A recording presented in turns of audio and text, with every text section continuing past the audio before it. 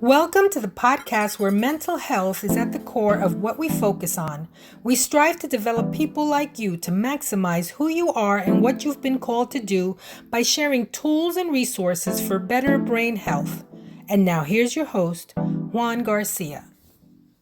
Hey everybody, welcome to the podcast. Today's Thursday, so it's Temperament Thursday. Today we are going to focus on the temperament melancholy. And this temperament, I think, is one of the most misunderstood temperaments. I think when you ask people about melancholy, they think sad, they think someone that is to the side, somewhere in the corner, sobbing or wallowing in their own sorrow. It's a misconception. That is not necessarily temperament for melancholy. The melancholies are definitely introverted. They process their emotions and their thinking inwardly, as we've made the distinction between a sanguine and a choleric, who are extroverts, and they process their thinking and their emotions outwardly with people or relationally. Melancholies are definitely introverts. They're probably the most introvert. However, that doesn't necessarily mean that they're just somewhere in the corner, and always depressed or always sad. So I want to bring a little bit of clarification and some light into this temperament, because there's different areas of our needs base that we can potentially have a melancholy aspect to it. For example, we have the area, and I've shared this in the introduction to the temperaments video a few weeks ago, but we have the area of inclusion, control, and affection. Those are the three areas that we look for the temperament assessment, or at least the manifestation of your temperament. And so you can be a melancholy in inclusion, which is your social acceptance, your social interest. You could be a sanguine in control, or a choleric in control, and you could be a supine, which we'll talk about next week, or a sanguine in affection. So it depends on the area.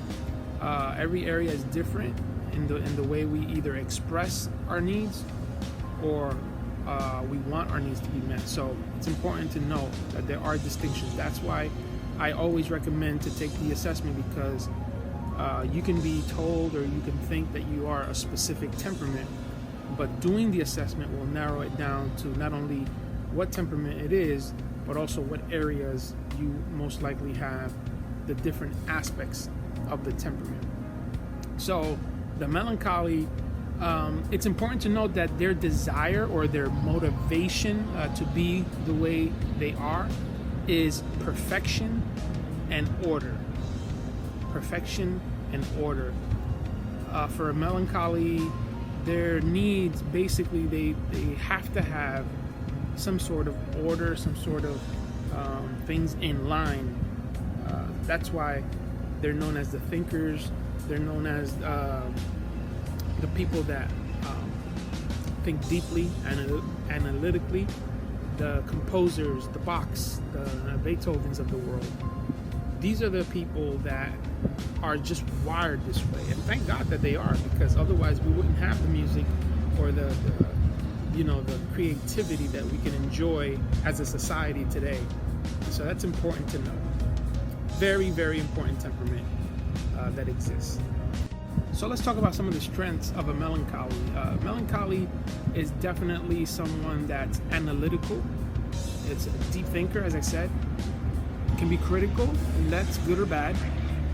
You want someone, for example, the book that I'm writing, and I keep saying this every week because I want you to know that this book is almost ready. You want somebody that has a critical aspect of their temperament, so that they can really share with you the need for improvement, corrections, etc. So this temperament is very analytical, critical. This is the temperament that's musically inclined, artistic, creative, very, very thought-provoking. And some of their weaknesses are that they tend to remember the negative. They will even have like an archive of negative things that they will remember.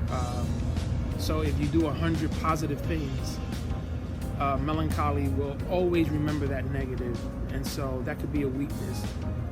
Also, they could be judgmental, as we said, and critical. So the critical aspect of the melancholy temperament can be a strength, but it also can be a weakness, because they can come at you very, very strong and be judgmental.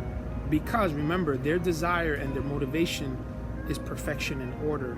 And so when they feel that these things are not in place, then they can really tap into their dark side, if you will, of their wiring, and that could come across very judgmental and very critical.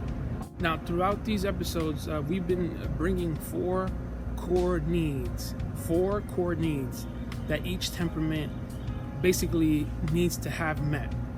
And for the melancholy, there are four needs that I also want to focus on, and these are important.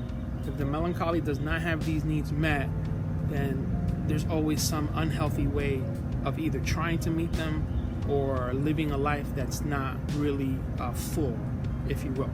So here are the four needs for a melancholy temperament. A melancholy needs safety, support, sensitivity, space, and silence. Safety, support, sensitivity, space, and silence. What I mean about safety is that they need to know that things are in line, things are right, things are worth trusting, whether it's physical safety, whether it's emotional safety, and that's a big one. If they don't feel safe with someone, they will not continue to try and connect with that person. And because they're introverted, they won't say that. They will just withdraw. They will just shy away. They will just go into their world, and they will not try to engage deeper. Support, just understanding that since they are deep thinkers and since they are analytical, giving them that space to say, we trust that what you have to do in this project, in this aspect of what we're trying to do, we trust that you have what it takes to do it, and give them that support and also that sensitivity, and say, this is how, because a melancholy thinks in a way that the average person does not think. Obviously, they're critical thinkers. They're very intellectual. And so their approach to things can seem a little bizarre to someone else, or it can seem unnecessary.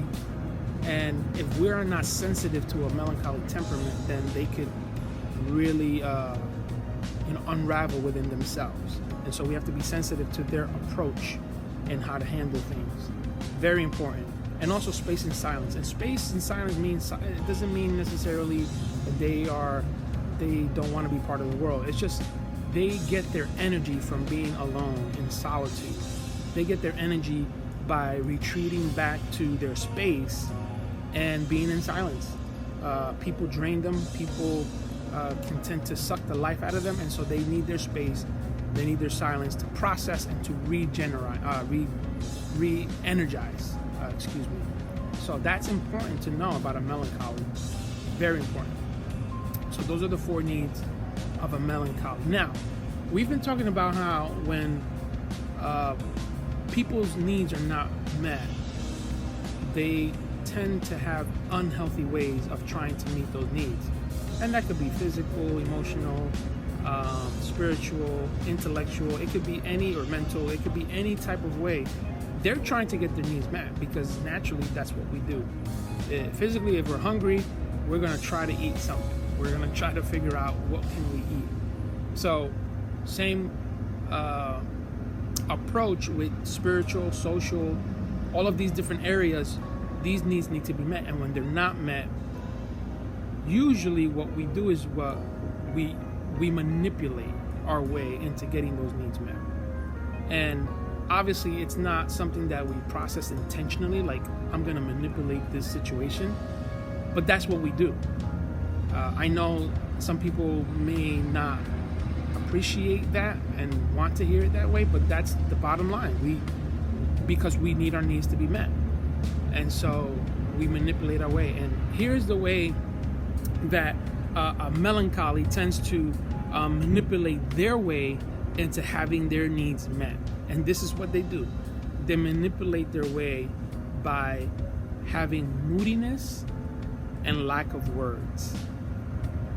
And that drives people crazy, especially those that are in deep relationship with a melancholy, because they're trying to get something out of the melancholy, and the melancholy is feeling that their needs are not being met, and so they begin to get moody, and they grunt, or and then they don't say much.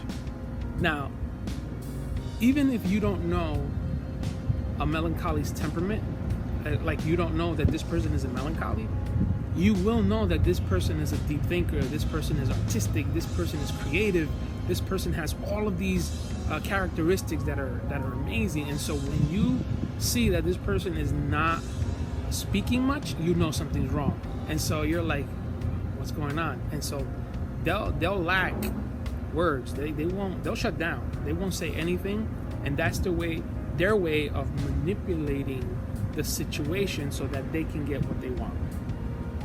Okay, so and the melancholy, because they're introverted to a degree where they isolate themselves at times, they can seem very, very depressive. They can seem very, very dangerously unhealthy emotionally. And so people around a melancholy will try to really meet those needs and succumb to the manipulation, because they are afraid that this person's gonna, lock themselves up in a room. They're not gonna come out of the house. They're not gonna engage with people. They're not gonna engage with the world. And so the manipulation of a melancholy usually works. And so those are the different tips that I wanted to share with you regarding this temperament. Melancholy is an introvert who desires or is motivated by things being in order and perfection. They have strengths, they have weaknesses that can crisscross depending on their motivation behind it, or depending on to the degree that the situation demands it. So they're critical thinkers, they're judgmental, they are people that remember negativity because they wallow within themselves. They have that potential. It's just not always the case, and that's why I wanted to clarify that. And then they'll also try to manipulate when their needs are not being met through lack of words or silence, and also trying to show their moodiness. That is the way the melancholy temperament works. So I hope that has been helpful to you. We have one more temperament. I know some of you have only known of 4, but there is a 5th that we will be introducing to you so that you're aware of it. And again, if you want to take the temperament assessment, you can always do that by visiting our website or emailing us, and we can definitely make that happen for you. A few people have already done so, and we are getting ready to go over those reports with them on an individual basis. So if you want to join the temperament crew, be sure to email us and send us your information so that we know how to best handle that for you. And if you're watching or listening to this episode and you have not subscribed yet, shame on you. No, we appreciate your support. We thank you all that have been supporting us through this journey. We would love your subscription. We would love for you to share this and comment below how we can better support you on this journey that you call mental health, because that's what we want. We want you to have mental health. We want you to have peak performance, and also we want you to have brain health, because that's important in life. So thanks for tuning in, and we will see you next time. Thank you for tuning into our podcast. For more information, visit our website at juangarciaenterprises.com. Our host, Juan Garcia, is available for speaking, coaching, and one-on-one counseling. You can email us at info@juangarciaenterprises.com. Until next time, remember, we only have one mind, so mind yours.